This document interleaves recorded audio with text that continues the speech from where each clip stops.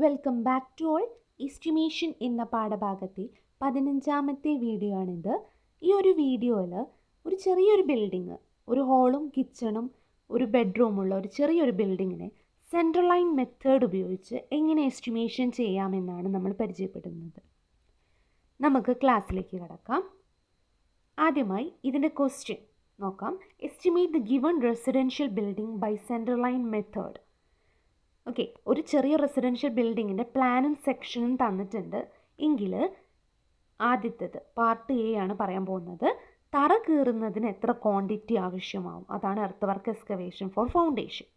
B എന്താണ്, cement concrete in foundation, ഫൗണ്ടേഷനിൽ concrete fill ചെയ്യുന്നതിന് എത്ര ക്വാണ്ടിറ്റി ആവും. മൂന്നാമത്തേത് random rubble masonry for foundation and basement. Random rubble masonry എന്താണെന്ന് നമ്മൾ സ്റ്റോൺ മേസൺറിയിൽ പഠിച്ചിട്ടുണ്ട് അല്ലേ. അത് ഫൗണ്ടേഷനിലും ബേസ്മെൻറ്റിലും കൊടുക്കുന്നതിന് എത്ര ക്വാണ്ടിറ്റി ആവും. ഇത് മൂന്നെണ്ണമാണ് നമുക്ക് കണ്ടുപിടിക്കേണ്ടത്. ഓക്കെ, ഇതാണ് നിങ്ങളുടെ പ്ലാന്. പ്ലാനിൽ എന്തൊക്കെ ഉണ്ട്? കിച്ചൺ ഉണ്ട്. കിച്ചണിൽ എന്താണ് size? 3 metre into 3.5 metre. 3 metre ആദ്യം എഴുതുന്നത് ഹൊറിസോണ്ടൽ ഡിസ്റ്റൻസ് ആണ്, രണ്ടാമത് എഴുതുന്നത് വെർട്ടിക്കൽ ഡിസ്റ്റൻസ് ആണ് അല്ലേ. അപ്പോൾ ഇങ്ങനെ 3 മീറ്ററും ഇങ്ങനെ 3.5 മീറ്ററും. Bed 3.5 into 3.5 metre. ഹോള് 6.8 ആണ്, 5 അല്ല. ഹോളിൻ്റെ ഡയമെൻഷൻ 6.8 ഇൻറ്റു 4 മീറ്റർ. 6.8 ആണെന്ന് അറിയാൻ സുഖമല്ലേ അല്ലേ, കാരണം ഇവിടെ 3 ആണ്. 3ഉം 0.3 3.3 3.5. ഓക്കെ, അപ്പോൾ ടോട്ടൽ കൂട്ടുമ്പോൾ 6.8 വരുമല്ലോ. അപ്പോൾ ടോട്ടൽ ഇവിടെ 6.8 ആണ് കേട്ടോ ഈ ഹോളിൻ്റെ ഡയമെൻഷൻ. പിന്നെ ഇതിൽ ഡോറും വിൻഡോസൊക്കെ ഉണ്ട്. അതിൻ്റെ സ്റ്റാൻഡേർഡ് സൈസ് എല്ലാം ഒരേ ഡോറും വിൻഡോ ആണ് കൊടുത്തിട്ടുള്ളത്. D1 D2 ഒന്നുമില്ല. ഓക്കെ, ഇനി നമുക്ക് ഇതിൻ്റെ സെക്ഷൻ, പ്ലാനിനെ കട്ട് ചെയ്താൽ കിട്ടുന്നതാണ് സെക്ഷൻ. അപ്പോൾ സെക്ഷനിൽ എന്തൊക്കെ ഉണ്ട്? ഫൗണ്ടേഷനിൽ കോൺക്രീറ്റ് ഫിൽ ചെയ്തിട്ടുണ്ട്. അതിൻ്റെ വീതി 0.9 മീറ്റർ ആണ്, ഉയരം 0.3 മീറ്റർ ആണ് കേട്ടോ. ഇനി അതിൻ്റെ മുകളിൽ ഒരു ഫൂട്ടിങ് കൊടുത്തിട്ടുണ്ട്. 0.6 മീറ്റർ വീതിയും 0.3 മീറ്റർ ഉയരവുമാണ് ഉള്ളത്. ഓക്കെ, അതിൻ്റെ മുകളിൽ രണ്ടാമത്തെ ഫൂട്ടിങ് കൊടുത്തിട്ടുണ്ട്. അത് 0.5 മീറ്റർ വീതിയും 0.4 മീറ്റർ ഉയരവുമാണുള്ളത്. ഓക്കെ, അത് കഴിഞ്ഞാൽ പിന്നെ ഒരു ഗ്രൗണ്ട് ലെവലാണ്. അതിന് ശേഷം അതിൻ്റെ മുകളിൽ ബേസ്മെൻറ്റ് കൊടുത്തിട്ടുണ്ട്. 0.4 മീറ്റർ വീതിയും 0.6 മീറ്റർ ഉയരവും. അതിനുശേഷം വോള് കൊടുത്തിട്ടുണ്ട്. 3 മീറ്റർ ഉയരത്തിൽ വോള്, 30 സെൻറ്റിമീറ്റർ കനം. അതിനുശേഷം പിന്നെ എന്തുണ്ട്? അതിന് മുകളിൽ പാരപ്പറ്റ് വോള് കൊടുത്തിട്ടുണ്ട് 60 സെൻറ്റിമീറ്റർ ഉയരത്തിൽ. ഓക്കെ, ഇനി നമുക്ക് സെൻട്രൽ ലൈൻ മെത്തേഡ് ഉപയോഗിച്ച് ചെയ്യുമ്പോൾ നമ്മൾ ആദ്യം സെൻറ്റർ ടു സെൻട്രൽ ലെങ്ത് കണ്ടുപിടിക്കണം. അപ്പോൾ അത് ചെയ്യാൻ നമുക്കറിയാം. ആദ്യം എന്ത് ചെയ്യണം?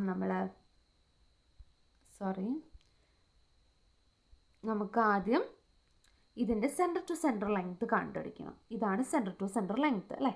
എങ്ങനെ സെൻറ്റർ ടു സെൻട്രൽ ലെങ്ത് എങ്ങനെ ആഡ് ചെയ്തോളൂ? ഇവിടെ 0.15 ആഡ് ചെയ്യണം. ഇവിടെ 6.8 ആണ് അല്ലേ, ഇവിടെ 0.15. അപ്പോൾ ടോട്ടൽ 7.1 മീറ്റർ. ഒരു ലോങ് വാൾ 7.1 മീറ്ററിൻ്റെ സെൻറ്റർ ടു സെൻട്രൽ ലെങ്ത് അല്ലേ. അങ്ങനെ എത്ര വാളുണ്ട്? ഒരു ലോങ് വാൾ, ഇത് രണ്ടാമത്തെ ലോങ് വാൾ, ഇത് മൂന്നാമത്തെ ലോങ് വാൾ.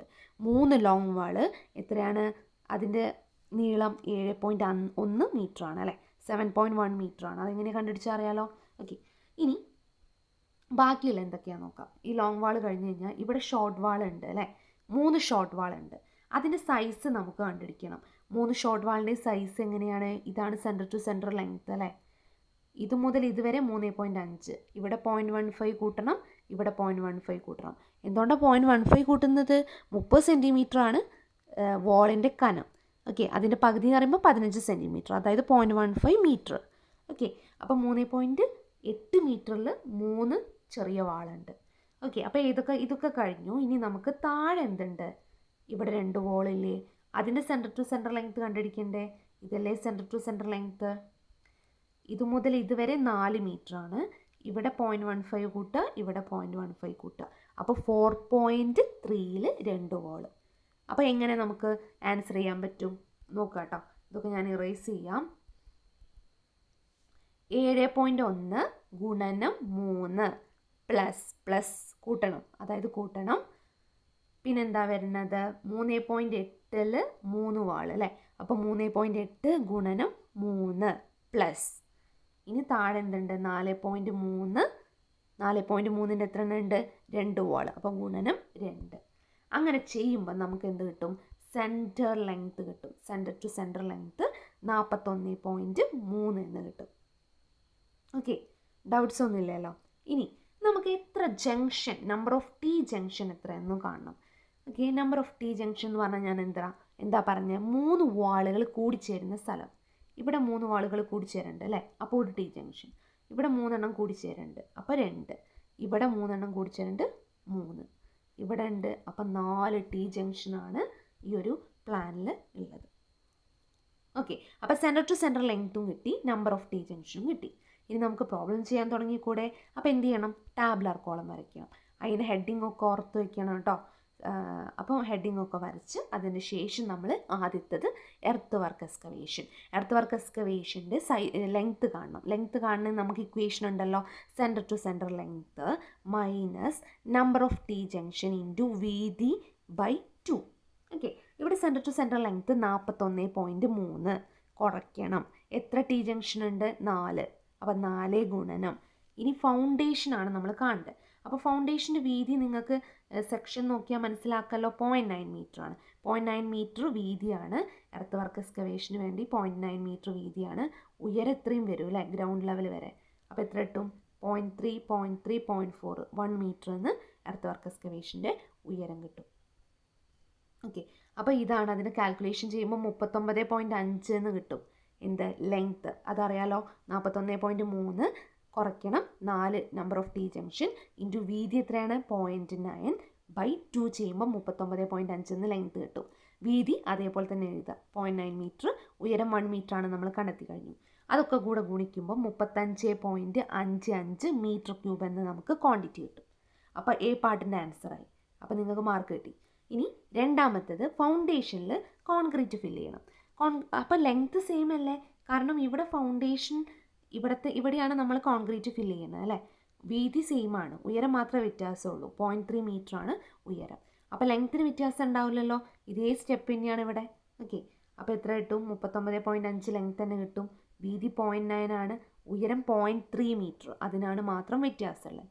ഓക്കെ, അത് ഗുണിക്കുമ്പോൾ നമുക്ക് 10.665 മീറ്റർ ക്യൂബ് എന്ന് കിട്ടും. അപ്പോൾ രണ്ടാമത്തെ ആൻസറായി, 2 മാർക്ക് കിട്ടി. ഓക്കെ, ഇനി മൂന്നാമത്തെ ക്വസ്റ്റ്യൻ എന്താണ്? നമുക്ക് റാൻഡം റബിൾ മേസൺറി നമുക്ക് ഫൗണ്ടേഷനിലും കൊടുക്കണം, അതേപോലെ തന്നെ എവിടെയും കൊടുക്കണം, ബേസ്മെൻറ്റിലും കൊടുക്കണം. ഓക്കെ, ഫൗണ്ടേഷനിൽ കൊടുക്കുകയാണെങ്കിൽ ഫൗണ്ടേഷനിൽ നമ്മൾ മൊത്തമായിട്ട് കൊടുക്കണോ?